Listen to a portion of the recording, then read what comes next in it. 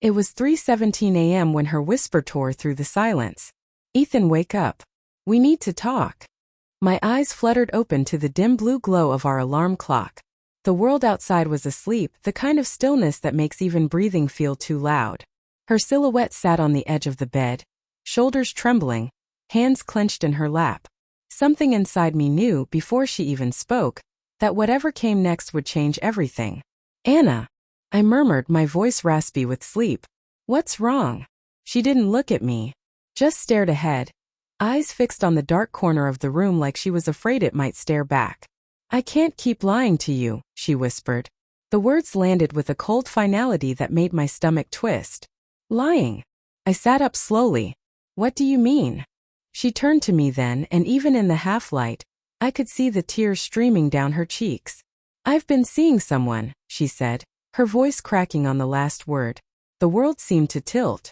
For a long second I couldn't speak, couldn't breathe. My mind searched for any other explanation. A misunderstanding, a bad dream, anything but what I just heard. "Seeing someone?" I repeated, the words barely escaping my lips. "As in?"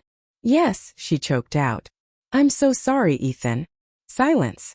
Heavy, suffocating silence. The kind that presses against your chest until every heartbeat hurts. I swung my legs off the bed, feet hitting the cold floor, trying to find balance in a world that suddenly made no sense. "How long?" I asked. She hesitated. "A few months." "Months," I echoed. "You've been sleeping next to me every night, telling me you loved me while you were with—" "Please," she interrupted, her voice trembling. "Don't make me say his name."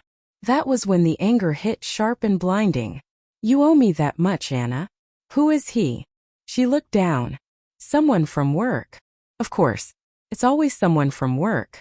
The late nights, the unexplained texts, the extra perfume. Every memory rewound itself in my head like a cruel movie I hadn't realized I was watching. I stood up, pacing the room. Was it the business trip? The one to Denver? She flinched. And that was all the confirmation I needed. I laughed dry and hollow. "God, I even picked you up from the airport. You hugged me like nothing had happened." Her sobs broke the air. "Ethan, I didn't mean for it to happen. Started as just talking. I was lonely.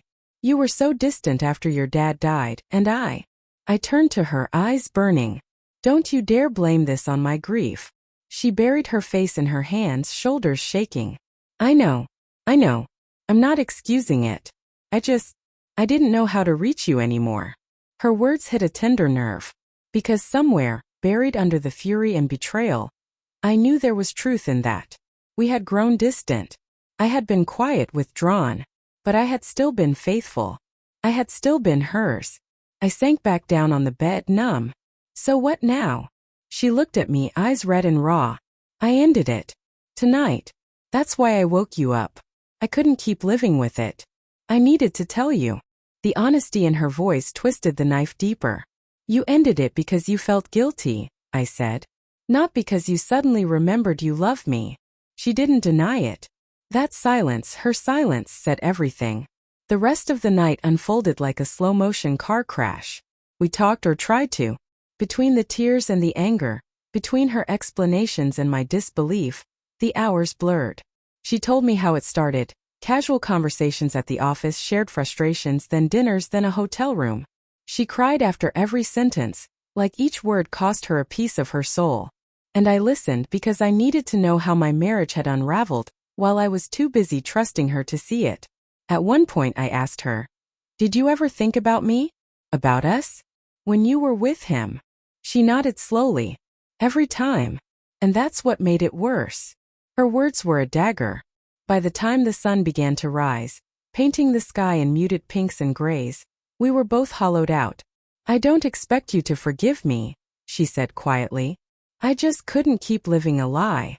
I stared out the window, my reflection fractured by the glass. "Do you love him?"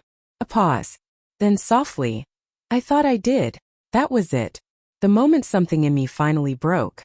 I stood, walked to the dresser, and began packing a bag. "Ethan," she cried. "Please, can we talk?" "I can't stay here," I said, my voice steady but trembling underneath. "Not right now." She reached for me, but I stepped back. "Don't." Her hand froze midair then fell. "I'll stay at my brother's," I said. "You can have time to figure out what you actually want. Because right now I don't even know who you are." Her tears came again, soft and desperate. "I do love you. I swear I do." I looked at her, really looked.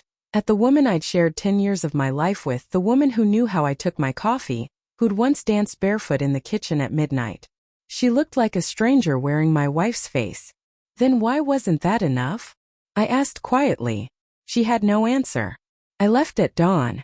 The air outside was cold and sharp, biting against my skin like the universe wanted to remind me I was still alive. My car engine roared to life, but I sat there for a long time staring at the house, the home we'd built, while the memories played in reverse. The wedding. The first apartment. Her laugh echoing through the hallway. All of it now tainted by one truth spoken at 3:17 a.m. I drove aimlessly for hours, not sure where I was going, only that I couldn't go back. Every red light, every stretch of empty road felt like a metaphor for the space between who we were and what we'd become. By the time I reached my brother's house, the shock had worn off, leaving only exhaustion and a dull ache that felt permanent. He didn't ask questions, just let me in, handed me a coffee and said, "Take your time, man." And I did. Days passed. Then weeks. She texted, called, sent letters. Each message blurred between apology and desperation. I read every one, then deleted them. Part of me wanted to go back, to forgive, to rebuild. But every time I closed my eyes, I saw her sitting on that bed in the dark, whispering the words that shattered everything. "I've been seeing someone. It's been 6 months now.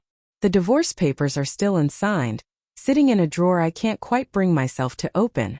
I don't know if I'll ever forgive her. Maybe one day, when the pain dulls into memory instead of a wound that reopens every morning.